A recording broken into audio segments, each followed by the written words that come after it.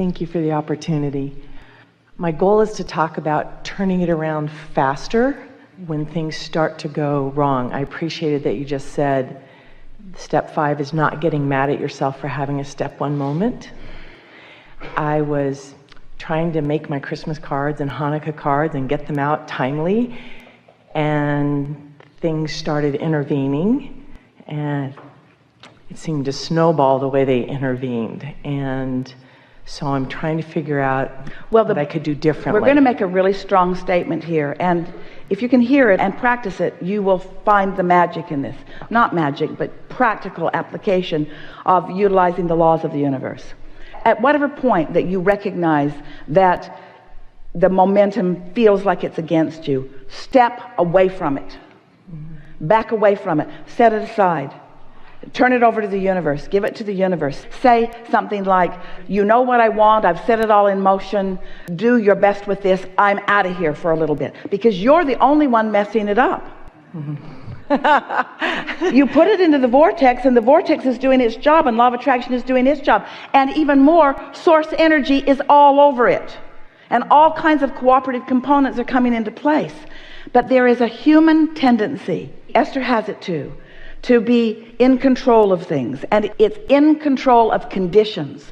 You see, you don't want to try to be in control of conditions. You want to be in control of your own vibration, and the conditions will follow. So when you're trying to be in control of conditions and you can't control them, now your vibration's all out of whack, and now the universe is responding to an out of whack vibration. But just relax.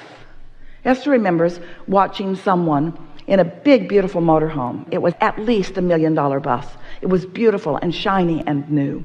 And there was a big sign on this gate that said, if you are longer than 40 feet, do not turn here. Make the loop all the way around. In other words, rather than turning from here where there wasn't enough room, go all the way around and you can get right out. Well, they didn't see the sign or whatever and turned and scraped the whole side of their beautiful bus on the gate at this RV park, and tore the gate right off of its rack, an electric gate, and did thousands of dollars of damage to the side of their bus. The doors wouldn't even open on the lower bins. It was a big thing. And Jerry and Esther stood there, and they didn't know what to say, because they were trying to flag them down. They were trying to get them not to turn there. They couldn't stop it from happening. And then they witnessed what felt like a tragedy to them. And Esther was standing there as the front door opened, and a woman stepped out. It was a couple. And Esther said, oh, I'm so sorry about that. She said, it's just paint and metal. It's just paint and metal. And Esther said, oh my God. She couldn't believe that this woman was so easy about something that looked so big and bad and awful to her. It's just paint and metal. Jerry said he must do that a lot.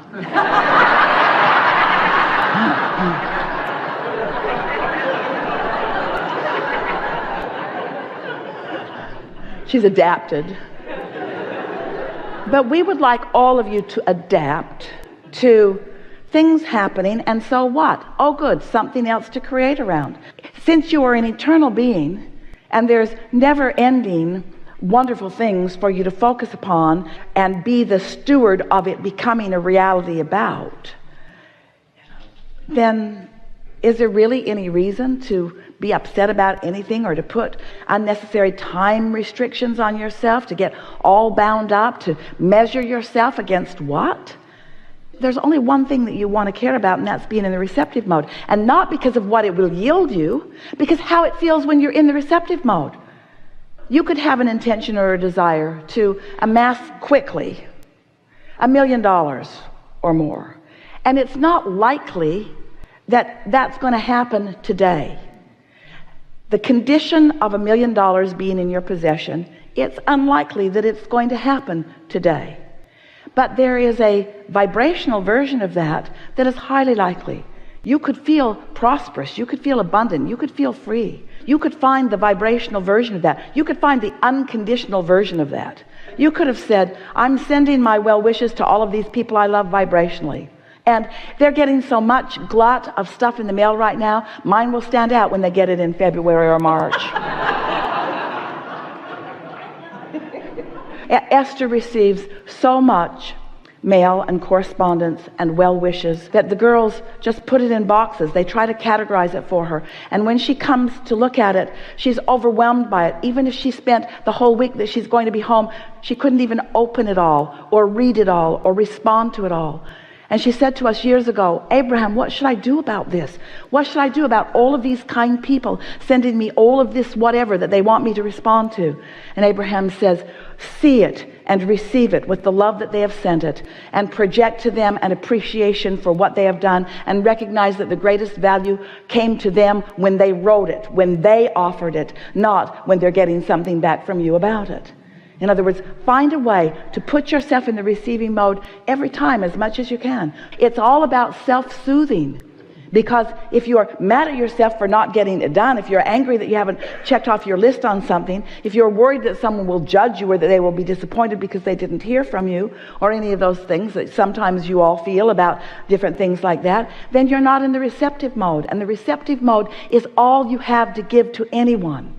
When you are in the receptive mode, you're in the replenishing mode. And when you're in the replenished mode, then you have good timing. Then ideas come to you. An idea about someone who would like to hear from you, who's also in the receptive mode, when hearing from you would be a good thing to do or happen right here and now. When you're in the receptive mode, everything rendezvous for you. It's like getting into traffic at the appropriate time, getting into traffic at the inspired moment, taking an inspired direction, exiting and getting back on. In other words, there's all kinds of information that is available to you from this broader perspective who sees everything that you are. Your inner being knows where you are in relationship to everything that you want. Everything that you want, not just the big things, every single thing that you want. Your inner being knows where you stand in relationship to all of it. Haven't you ever been on your way out the door and you've completely forgotten about something that you really need to take with you, like the keys to the Delmar house, since that's where you're going? And on your way out the door, the thought comes to you. Where do you think that comes from? And if you are frustrated because you are running late, that idea is being offered to you, but you don't receive it. You don't even remember that you don't have the keys until you need the keys. You see what we're getting at? The receptive mode is everything. It's clarity. It's happiness. It's joy. It's appreciation. It's good timing. It's right place, right time. It's life-giving. It's health. It's well-being. And it's a whole lot of things that are going to turn into really good stuff as a result of staying in that vibration more of the time. 2 times 2 is 4, and 4 times 4 is 16. 5 times 7 is 56, and 4 times 8 is 32. In other words, practice your times tables on a regular basis. May I ask for clarification on a different subject? Yes. Thank you. In the past, I've heard you say that certain types of food preparation changes the vibrational nature of the food, cooking it or freezing it. No, what you've heard other people say that. Okay, You've heard people say that to us. Okay. And what you've heard us say in response is your vibration is everything, and how you feel about everything affects the way everything that you are interacting with affects you. In other words, it's your vibration that matters, not the condition of that. However, we want to also add to that when you're in the receptive mode, you see, oh, you're really going to like this. This is the second most important thing that we've ever said to you. So let's start with what we just said, that your inner being knows where you stand in relationship to everything that you desire, and knows how to best get you there. But how to best get you there means around your path of resistance. You hear us talk about the path of least resistance. Better said, the path of most allowance, but you hear it better when we say path of least resistance. Well, where did the resistance come from? Well, you put it there. You put all the resistance on your trail. So the resistance on your trail is about the beliefs that you hold. So if you have a desire, but beliefs that have resistance, then there's resistance on your trail, but your inner being knows what your resistant pieces are and how to guide you through the path of least resistance around the beliefs that you have that are hindering to get you to where you want to be. Did you hear that? That was so good. Your inner being knows what resistance you've put on your trail and how to guide you around it to get you to where you want to be. Because your inner being's not judging you about the fact that resistance exists. Your inner being's not trying to punish you for having resistance that you haven't cleaned up. Your inner being knows that it's part of life, and your inner being also knows that you want something, and your inner being is always guiding you over and around and under and through whatever it is in order to help you get to where you want to be. Isn't that a nice thing? So, especially on the subject of food, think about how many beliefs. We're surprised any of you can find anything that you dare eat. All of you have read something that's wrong with just about everything. But your inner being knows what all of those beliefs are and knows how to guide you around them for the wonderful, good feeling, refueled, replenished, refreshed, healthy, well-being, good tasting, wonderful experience outcome that you are seeking.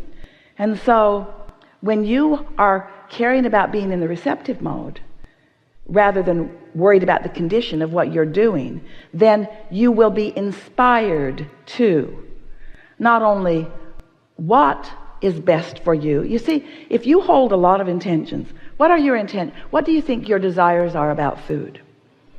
I want it to fuel me. Yes? Is that high? I want my body to thrive with it.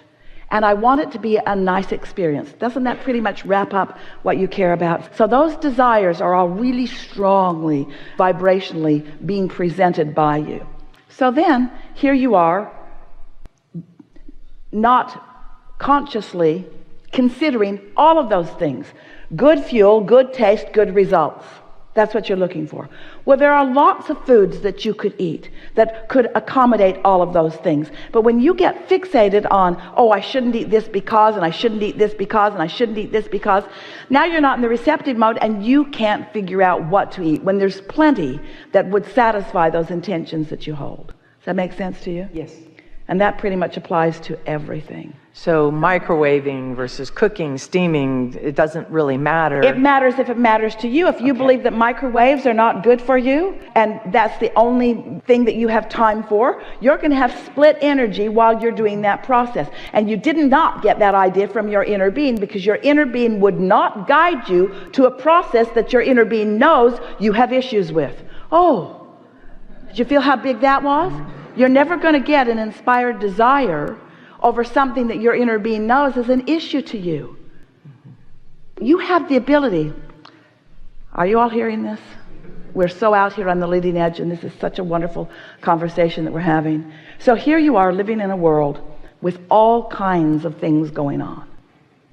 Your inner being, what you call God or source, didn't say, well, let's get it all cleaned up. Let's get all of it cleaned up so that this one can come and live in this world. Instead, you come to live in a world with all kinds of things going on because you have the ability to tune into who you really are and find your way through all of that to a really happy life.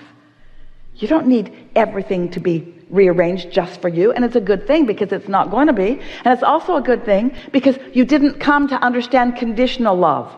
And it's also a good thing because other people are here with the same right that you have to be here, and they might want different things than you want, and you don't get to choose for them how you all get to live. You only get to choose how you get to live. If we were sitting in your physical shoes, we would be standing and shouting with joy about the awareness of the statement that we just made. Really. Really. So you get to live in this diverse world with all of these people who have different desires and beliefs, and you don't have to control, and it's a good thing because you can't, not a one of them in order for you to live happily ever after. And since your inner being knows what every one of your prejudices are, every one of your stumbling blocks is, your inner being will guide you around every one of them if you will care about the receptive mode. 4 times 4 is 16.